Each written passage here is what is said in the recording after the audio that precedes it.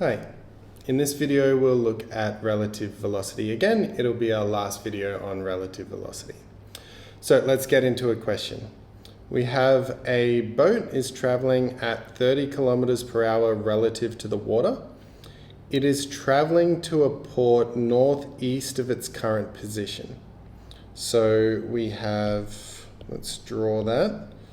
We are going northeast to the port. So this is the port. There is a current traveling at 10 kilometers an hour due west. So we've got a current that's going this way. So that's 10 kilometers per hour. And we need to travel up to the port. So we need to travel in this direction to get to the port. Okay, so we've got, this is going to be 30 kilometers per hour.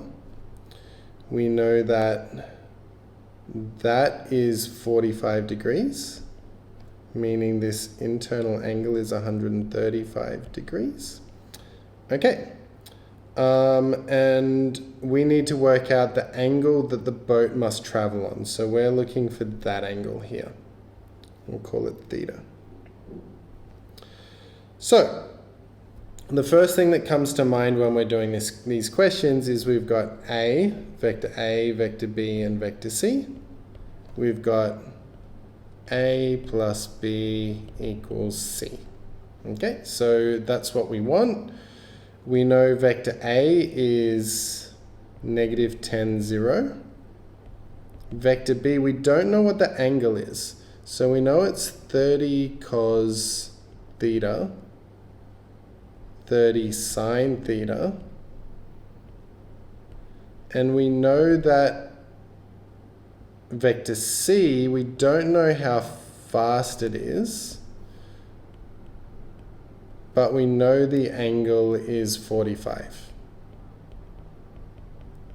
So this is our equation. This is actually going to be a bit tricky to solve because we don't know what theta is here. And when you're solving trig functions, there's going to be lots of answers. So I don't think this is the best route at solving.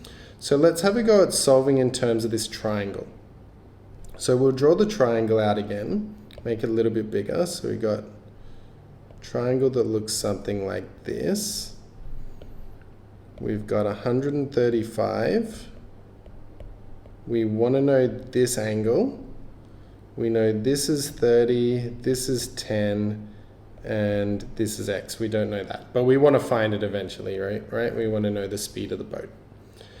So is this enough information to solve with our triangle? Well, we've got two sides. We've got an angle and an unknown angle. We can't find this unknown angle, but we can find this unknown angle. Let's call it alpha, using the sine rule. So we can say sine alpha on 10.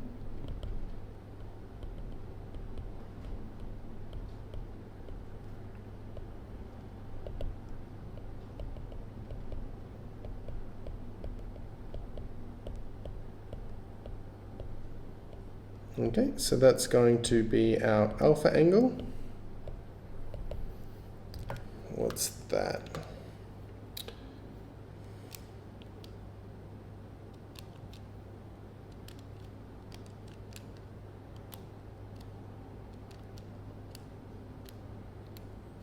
We get 13.63 degrees. That's not the angle that we want though. We want this angle. So theta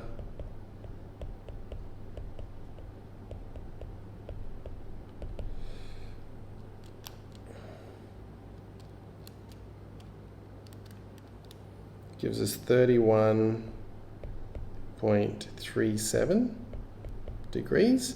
So that's that angle, but we actually want the true bearing, right? So we want, that's our theta 1 here. So theta 1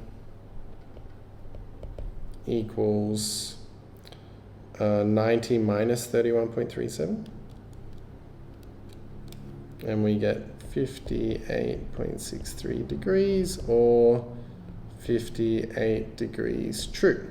Okay, so we know our angle, so that's part A done. Now we're after the speed of the boat. So the speed of the boat, this blue vector here is just c, right? So if we do A plus B, we're going to determine c. And we know our theta now, right? Our theta is, I think we worked it out, as 31.37.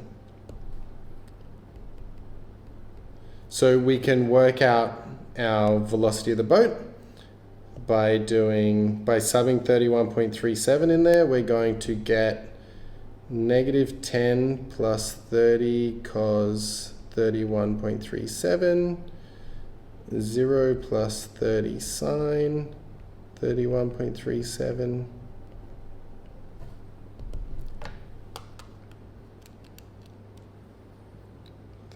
cos that 15.62.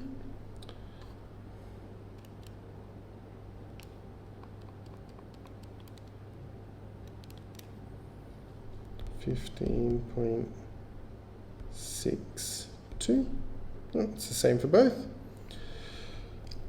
So this is our velocity of c. Again, we can turn that into a speed by finding the magnitude. So we've got the square root of that squared, same thing squared. We get 22.08 kilometers per hour. So this is our speed. This is our angle, and we've got the answer. Now there's another way we could have done this problem in terms of finding the speed. The speed is just this length. In the triangle, we know all the angles, right? We found out all the angles. We've got these two sides, so we could have used the cosine rule. So x squared equals cos big X, where that X is the theta in there. So we could have used that as well to solve for X, but I already had the equation up here where I could just add them together, and you'll get the same thing both ways. Okay, so that is relative velocity. One more word before I finish. A very common themed question would be that we're given all this information, we know the speed, something like if the port is, I don't know, 300 kilometers away, determine how long it would take to get there, then you can just use speed equals distance over time. And you can work that out because you've got the speed and you've got the distance, so you can work out the time.